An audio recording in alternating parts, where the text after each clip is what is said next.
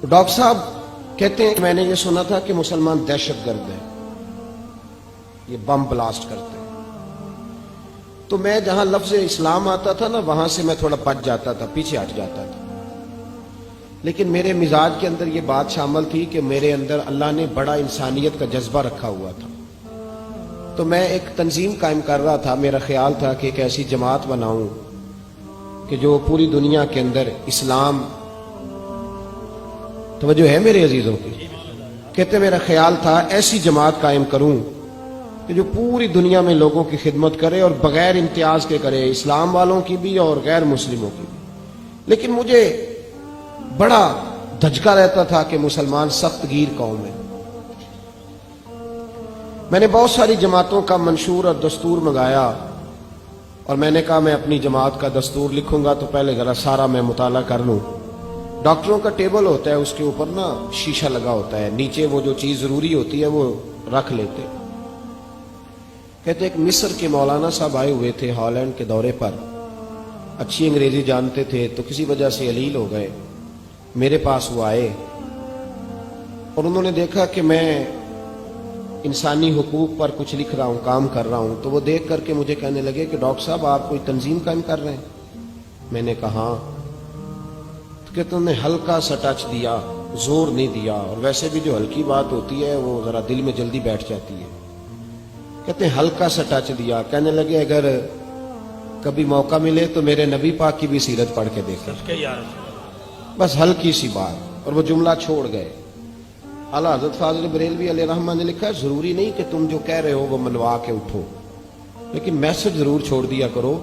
جب انسان کے ذہن میں بات ہوتی ہے نا، یہاں سٹاک ہوتا ہے جب بات کا، تو جب وہ کام کرنے لگتا ہے تو ایک دفعہ وہ بات سامنے ضرور آتی ہے. کہہ دیا کرو. انہوں نے کہہ دیا کہ ڈاکٹر صاحب ایک دفعہ حضور کی سیرت بھی پڑھ لیں. کہتے ہیں میرے ذہن میں بات بیٹھ گئی. مصروف آدمی تھا، زیادہ تو نہیں میں مطالعہ کر سکتا تھا، لیکن میں نے ایک دن 10 منٹ گھر میں ملے تھے تو میں کمپیوٹر پہ بیٹھا اور میں نے کہا کہ انگریزی میں جو کتابیں حضور سید عالم صلی اللہ علیہ وسلم کی سیرت کی ہیں ان کو ذرا دیکھتا ہوں. تو فرماتے ہیں کہ میں نے نیٹ پہ سرچ کیا، پہلی حدیث آئی اور میں کلمہ پڑھ کے مسلمان ہو گیا. حدیث کہاں ہے؟ سبل الہدی والرشاد میں بھی ہے، کنز المال میں بھی ہے، مسند احمد میں بھی ہے، ابن اسحاق میں بھی ہے، ابن اشام میں بھی ہے، اور شاید سیرت کی تمام کتابوں میں آپ کو روایت مل جائے. نبی پاک صلی اللہ تعالی علیہ وسلم کی حدیث اور روایت کرتے ہیں حضرت سلمان فارسی رضی اللہ تعالی عنہ، اور ساتھ ہیں سیدنا بلال حبشی رضی اللہ تعالی عنہ.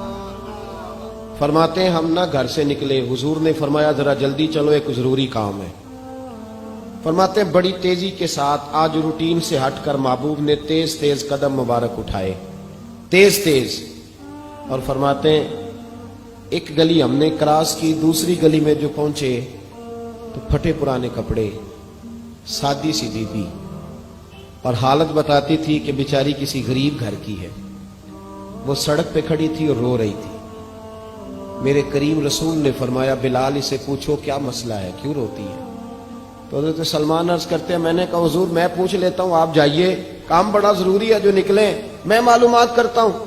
تو محبوب نے فرمایا نہیں، اس کے آنسو پوچھنے سے ضروری کوئی کام بھی نہیں، پہلے اس کی داد رسی ہوگی، اسے پہلے پوچھا جائے گا.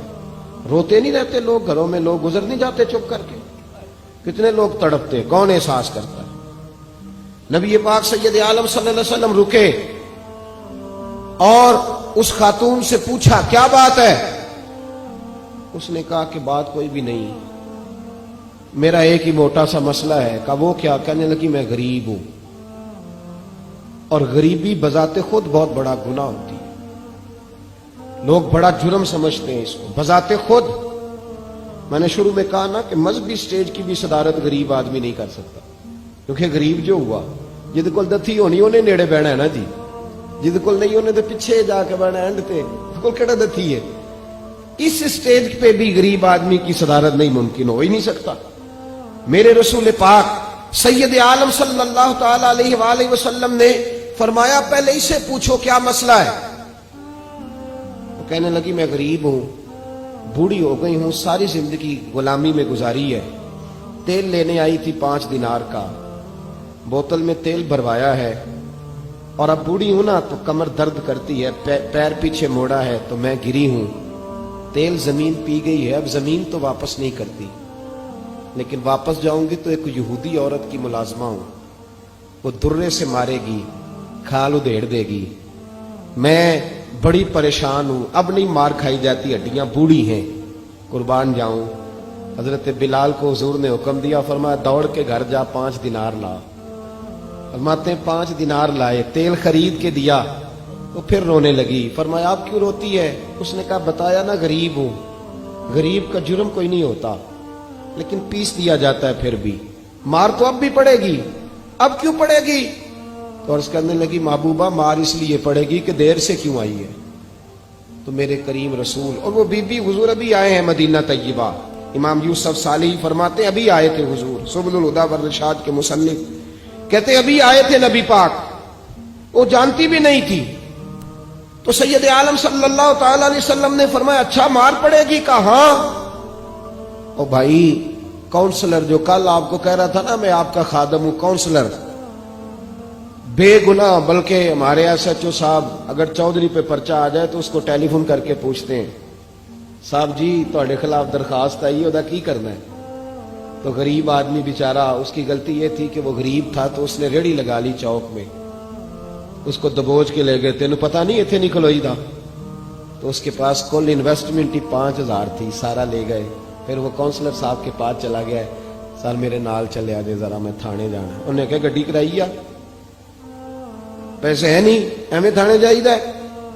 अब वो गाड़ी लाया है, पता नहीं कहां से लाया है, थाने पहुंचा है, और ये है हमारा हाल कि वो SHO भी बैठा है कुर्सी पे और काउंसलर भी कुर्सी पे बैठा और वो गरीब पैरों में बैठा है और हाथ बांध के कह रहा मेरी रेड़ी दे छो, मेरिया 4 धियां ने तो मैं शामी खाना खड़ना है। किधर गया उम्मत का वो ज़ौक़? सारी जिंदगी नाते सुनने वालों बताओ तो सही, नात ने तासीर क्या दी है रूह को? अगर अभी भी घाड़ी गरीब के पास खड़ी नहीं होती तो फिर क्या असर हुआ सारी जिंदगी नात सुनने का? मेरे मुस्तफा करीम सैयद आलम सल्लल्लाहु ताला अलैहि वसल्लम ने फरमाया उस खातून से यहां काउंसलर साथ नहीं जाता, कहता है कर दिया टेलीफोन, सवेरे 9 बजे पहुंच जाना। पर कायनात की सबसे मुअज़्ज़ज़ शख्सियत हजरत सैयदना बिलाल हबशी रदी अल्लाह ताला अन्हु फरमाते हैं मेरे नबी पाक ने फरमाया बीबी चल मैं तेरे साथ चलता हूं। गोया अल्लाह की सारी रहमतें उसके साथ साथ चलने लगी। और आगे आगे नहीं, सारी किताबें पढ़ लो, वो फटे पुराने कपड़ों वाली बीबी आगे आगे और अल्लाह के करीम रसूल पीछे पीछे। सारी गलियां उसने फिराई, मदीने की सहरा आ गया।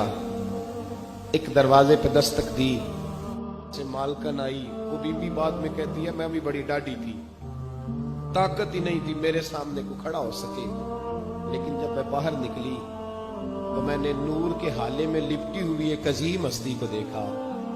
फरमाते महबूब के गोरे चिट्टे रंग के ऊपर काली जुल्फे और महबूबे पाक की मुकद्दस आंखें जब तक बात करते रहे नजरें जमीन पे झुकी रही। शर्मो हया वाले रसूल ने बड़े मीठे, बड़े धीमे, बड़े खूबसूरत लहजे में कहा। बरेली के इमाम फरमाते नीची नजरों की शर्मो हया पे दुरूद। बड़े धीमे लहजे में फरमाया तेरी नौकरानी है तेरी।